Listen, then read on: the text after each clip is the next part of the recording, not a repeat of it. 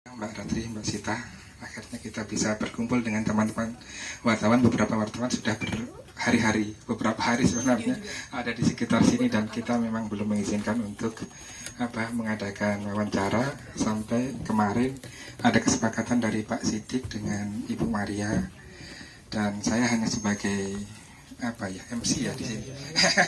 MC selanjutnya saya persilahkan kepada Pak Sidik untuk mengkoordinir atau membawa acara ini sampai selesai. Mungkin saya izin nggak sampai selesai ya nanti. Ya.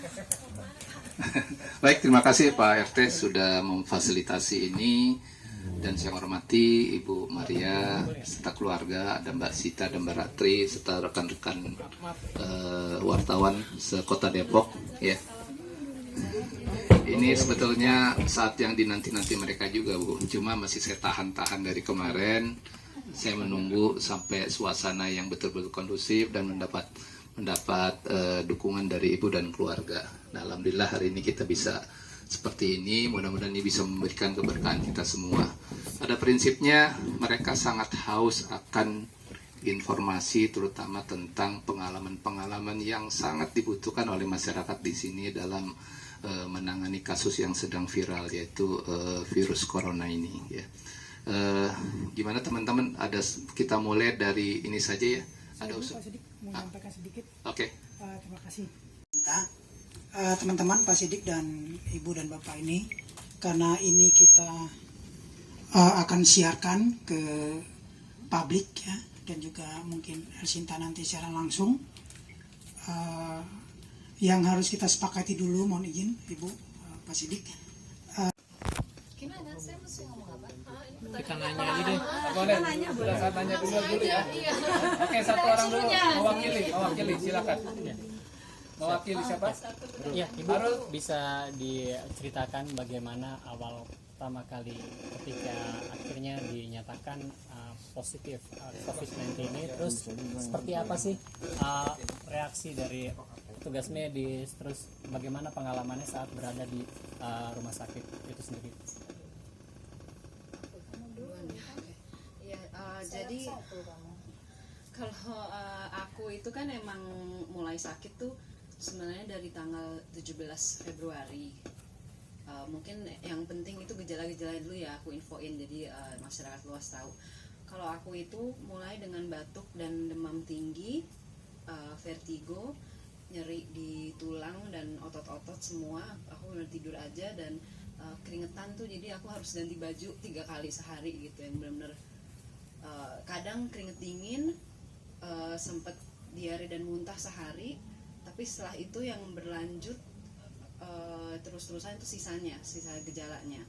Untuk batuk dan demamnya itu bertahan sampai tanggal 26 ya, 26. Dan dari 16 ke 26 itu aku udah ke dokter 2 kali. Yang pertama ke klinik dikasih antibiotik, udah antibiotik selesai masih sama, nggak ada perubahan. Habis itu ke UGD tes darah, dibilang viral infection, jadi tidak dikasih antibiotik tapi dikasih obat, tapi masih lagi gitu. Akhirnya waktu ke rumah sakit yang di Depok yang pertama kali, mitra keluarga, itu di hari Kamis ke penyakit dalam ya, kita penyakit dalam tanggal 27 ya. Nah itu hasil ronsen saya bronkonemonia dan memang ada flek di paru-paru. Akhirnya dirawat hari Kamis 27 itu bersamaan dengan ibu, karena saat nanti masing-masing ngomong gejala sendiri ya, tapi in general dulu. Bersamaan dengan ibu, ibu waktu itu nggak di ronsen ya, hanya tes darah. Kalau aku tes darah dan ronsen karena batuknya nggak berhenti-berhenti. Ibu nggak ada batuk ya waktu itu, jadi ibu di ronsen juga di RSPI, kita keluarga juga. Oke, sorry ya. Jadi ibu waktu itu diagnosanya tifus, saya bronkonemonia. Jadi akhirnya kami berdua dirawat. Nah, kenapa akhirnya ngotot untuk tes COVID-19? Karena ya gejala-gejala itu sama seperti flu ya. Jadi memang kami lebih takut akan keadaan kondisi ibu, di mana kita tinggal bareng, sering tidur bareng juga gitu di satu kamar, terus dirawat bareng. Jadi keluarga kami, terutama kakak ibu, dia bilang, Sinta minta tes COVID-19 aja, karena kalau aku umurnya prima bisa gampang sembuh karena ini self-limiting disease. Jadi self-limiting disease, jadi imun sistem kita bisa membunuh virus itu untuk dan membantu penyembuhan kan. Cuman ibu kan udah umur 64, jadi itu di usia rentan. Jadi di hari Kamis itu saya minta ke dokternya apakah bisa tes COVID-19. Namun saat itu dari dokternya bilang itu prosedurnya panjang dan nggak bisa asal karena kan itu berhubungan sama ya keadaan nasional Indonesia, dan saya ngerti juga gitu. Jadi aku juga nggak memaksakan juga. Kemudian hari Jumatnya itu kebetulan teman saya yang lagi di Malaysia, yaitu yang saya bilang ada WNA di seluruh itu kan. Jadi akhirnya kami ternyata saya baru tahu saya di tempat yang sama seseorang yang baru dikonfirm positif. Akhirnya saya minta untuk dites lagi dan langsung diiyakan. Jadi begitu saya ada histori kontak dan satu ruangan, meskipun saya nggak kenal WNA itu sama sekali, saya nggak tahu mukanya seperti apa, tapi karena kita dari satu ruangan, penanganannya langsung luar biasa juga dari mitra keluarga ya, gitu. Itu hari Sabtu kalau nggak salah mulai diproses, dan akhirnya kami ke RSPI Sulianti Saroso di hari Minggu jam 2 pagi ya, kira-kira ya 2 atau 3 pagi gitu. Mungkin ibu sampai hati mau ngomong gejalanya dulu. Ibu waktu itu diagnosanya tifus, saya bronkonemonia. Jadi akhirnya kami berdua dirawat. Nah, kenapa akhirnya ngotot untuk tes COVID-19? Karena ya gejala-gejala itu sama seperti flu ya. Jadi memang kami lebih takut akan keadaan kondisi ibu, di mana kita tinggal bareng, sering tidur bareng juga gitu di satu kamar, terus dirawat bareng. Jadi keluarga kami, terutama kakak ibu, udah bilang Sinta minta tes COVID-19 aja, karena kalau aku umurnya prima, bisa gampang sembuh karena ini self-limiting disease. Jadi self-limiting disease, jadi imun sistem kita bisa membunuh virus itu untuk dan membantu penyembuhan kan. Cuman ibu kan udah umur 64, jadi itu di usia rentan. Jadi di hari Kamis itu saya minta ke dokternya apakah bisa tes COVID-19. Namun saat itu dari dokternya bilang itu prosedurnya panjang dan nggak bisa asal karena kan itu berhubungan sama ya keadaan nasional Indonesia, dan saya ngerti juga gitu. Jadi aku juga nggak memaksakan juga. Kemudian hari Jumatnya itu kebetulan teman saya yang lagi di Malaysia, yaitu yang saya bilang ada WNA di seluruh itu kan. Jadi akhirnya kami ternyata saya baru tahu saya di tempat yang sama seseorang yang baru dikonfirm positif. Akhirnya saya minta untuk dites lagi dan langsung diiyakan. Jadi begitu saya ada histori kontak dan satu ruangan, meskipun saya nggak kenal WNA itu sama sekali, saya nggak tahu mukanya seperti apa, tapi karena kita dari satu ruangan, penanganannya langsung luar biasa juga dari mitra keluarga ya, gitu. Itu hari Sabtu kalau nggak salah mulai diproses, dan akhirnya kami ke RSPI Sulianti Saroso di hari Minggu jam 2 pagi ya, kira-kira ya 2 atau 3 pagi gitu. Mungkin ibu sampai hati mau ngomong gejalanya dulu. Saya mulai tanggal 16 Februari itu tiba-tiba ngerasa lelah sekali. Kenapa ya kok tulangku tiba-tiba kayak gini gitu, lemes gitu. Tapi kemudian minum paracetamol dan saya periksa ke dokter 24 jam. Itu saya nggak apa-apa. Nah kemudian Senin, Selasa, Rabu masih nggak apa-apa. Tiba-tiba Jumatnya tanggal 21 Februari sore-sore saya merasa gitu lagi, lemes banget ya, ini kenapa sih, kayaknya tulangnya mau pecah gitu. Nah terus Sabtu karena ada GR, saya pentas di taman ini, saya tetap pentas tapi lemes, tapi terus dikasih minyak apa gitu, terus gitu kan, dipijet-pijet, temenku keluar angin, oh masuk angin dah, GR. Minggunya saya pentas, karena mau pentas kan adrenalin pasti naik ya. Nah setelah pentas saya lemes lagi. Senin masih panas, itu tanggal 24, 25, 26 hari Rabu, sampai sekarang saya nggak pernah di atas 36 ya, nggak panas lagi derajatnya, sorry. Jadi Rabu itu sudah nggak panas, tapi saya kepengen periksa sama-sama dia Kamis pagi karena masih agak lemes, ada sisa-sisa. Kamis kami periksa ke rumah sakit Mitra Keluarga dari pagi sampai sore, tapi saya bertahan, maksudnya masih bisa nunggu, kita bertiga kan, ini proses darah, maksudnya kalau saya sakit banget kan saya udah nggak kuat, udah di UGD, tapi nggak waktu itu begitu, terus malah dia yang lemes banget, terus dibilangin saya tifus, harus dirawat, ya udah kami dirawat, kita minta pisah juga nggak bisa karena nggak ada proses apa jenisnya, proses untuk lihat corona itu nggak bisa, walaupun kita minta di rumah sakit itu nggak ada. Dan saudara kakakku yang di Austria yang desek terus, kamu harus tanya dari awal tuh terus gitu ya, karena di Austria sudah mulai ada gejala itu di Wina, sekarang mulai lockdown. Nah jadi saya masih mikir masa sih gitu ya, dan waktu tiba-tiba naik ambulans dimasuk RSPI, mulai deh gila ya, ini hidupku kayak apa nih, tiba-tiba di ambulans, nggak pernah kan seumur hidup. Terus tahu-tahu langsung sampai RSPI diisolasi kami masing-masing, itu hari Minggu pagi. Nah itu gejalanya. Jadi kalau sekarang saya baca-baca dari Pak Indro itu, lihat ya Pak Indro Cahyono itu, mungkin saya memang sakit benar, terus daya tahan tubuhnya sudah naik, jadi waktu diperiksa itu daya tahan tubuh masih naik tapi sudah positif gitu. Itu dulu ya. Kalau aku gejalanya waktu tanggal 14 tuh kebetulan baru tanggal 13. Kamu dari New York dulu, itu menurut itu ada kaitannya? Iya. Ya udah, saya kan sebenarnya nggak tinggal di sini. Terus kerjaan saya bawa saya touring dan ikut konferensi internasional segala macam. Nah kebetulan awal Januari saat bulan, kapan sih mulai ribut corona? Desember. Nah Januari awal setelah tahun baru tuh saya 2 minggu ikut konferensi internasional di New York. Itu ada mancanegara, nggak usah disebutin, ratusan orang ikutan konferensi seni pertunjukan. Nah di 3 hari terakhir saya tiba-tiba demam sampai 39 derajat. Terus dibawa ke dokter umum, diberi obat. Saya bilang saya 2 hari lagi terbang ke Wina karena saya emang lagi hidup di Wina. Pokoknya saya harus sembuh dan saya harus ikut pesawat itu, gimana nih gitu. Terus dokternya bilang, ini udah hari ketiga kamu demam kan, nggak apa-apa, pasti lusa udah sembuh dan bisa ikut naik pesawat gitu, intinya begitu. Ya sudah tuh saya benar kata dokter, demam saya turun, saya di pesawat nggak apa-apa.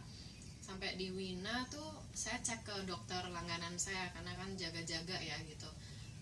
Ya dia memang bilang ada radang tenggorokan, saya dikasih antibiotik 10 hari terus sembuh total. Nah itu pas sebulan sebelum saya lalu terbang ke Indonesia kalau nggak salah.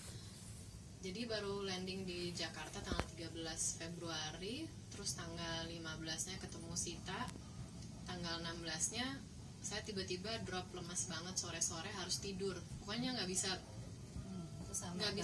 barengan kita berdua, nggak bisa duduk aja tuh malas banget.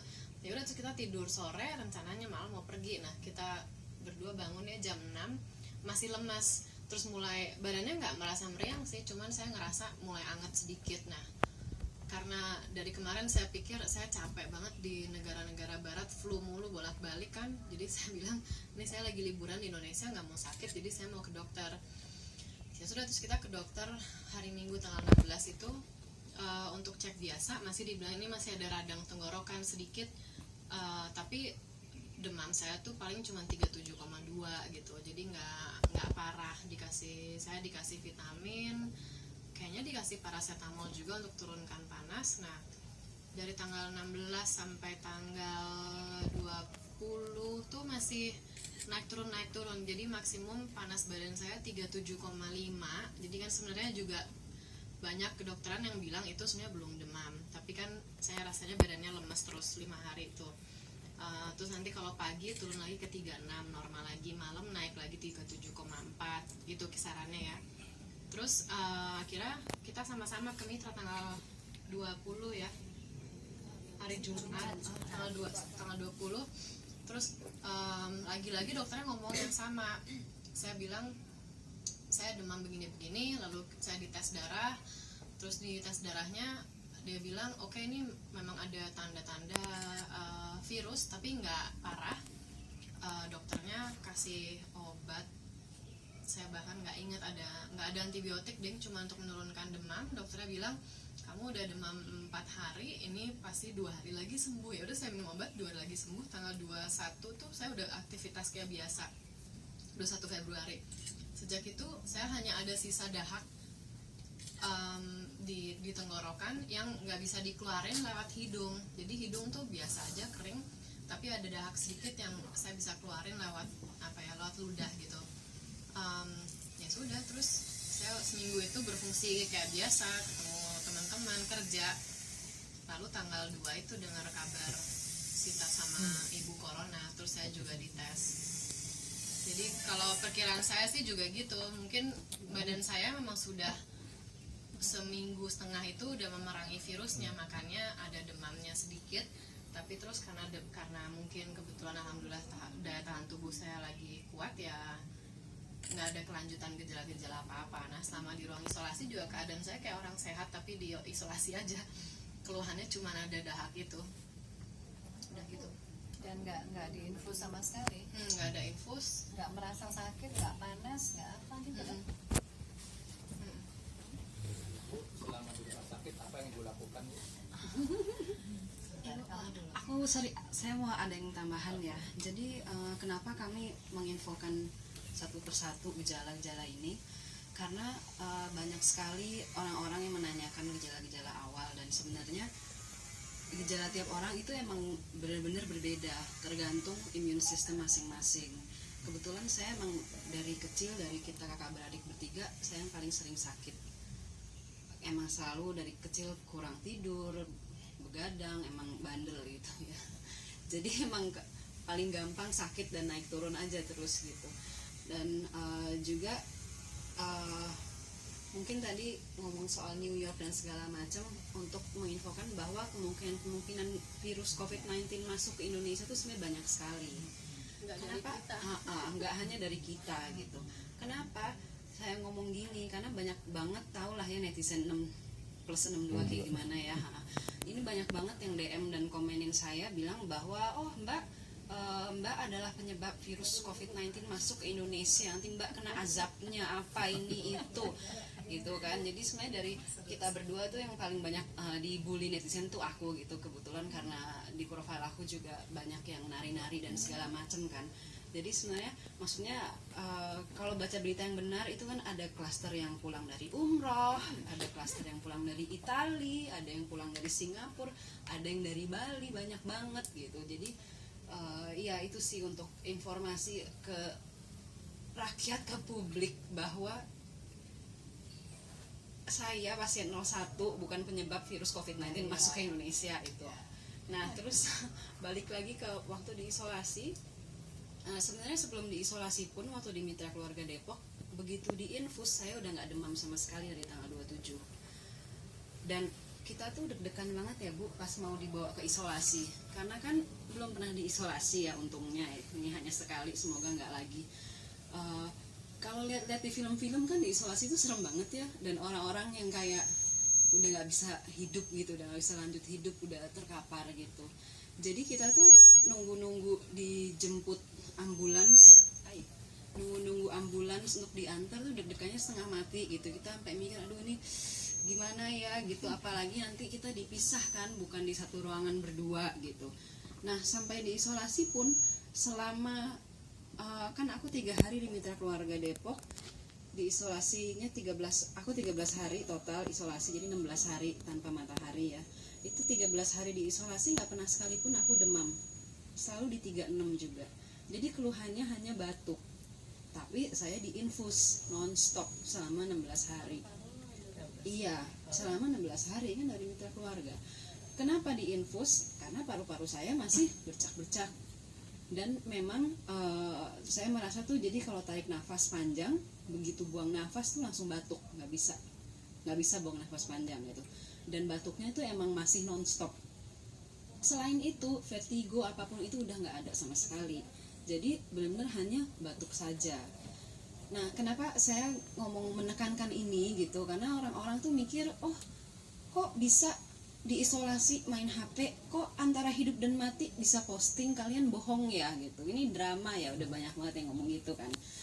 Jadi kami tuh diisolasi waktu dari awal di Mitra Keluarga Depok, saat kita dirawat, karena kami ini pekerja seni, kita nggak berkantor. Jadi begitu dirawat langsung minta ke mbak yang pertama apa, kirimin laptop, karena saya di rumah sakit nggak kayak orang mau mati gitu kan, saya masih bertenaga, bisa mikir, bisa kerja. Jadi di rumah sakit pun saya kerja dari laptop saya gitu. Jadi memang di ruang isolasi pun juga kami tetap ya kayak orang normal aja.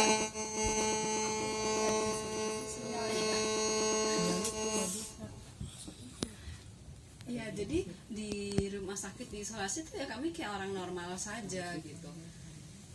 Nggak kayak yang dibayangkan orang-orang, nggak seperti yang di media-media di luar yang menyeramkan gitu, karena emang benar-benar tergantung imunitas gitu. Mungkin yang gejalanya parah sekali sampai nggak bisa nafas dan harus pakai selang di mana-mana, kebanyakan memang di usia rentan dan memang mereka punya penyakit bawaan, misalkan apa, diabetes, hipertensi, apalagi ya, kanker, apalagi tadi lagi dan banyak hal-hal itu gitu. Maksudnya kita udah tahu lah di Indonesia penyakit paling banyak apa, diabetes sama hipertensi kan.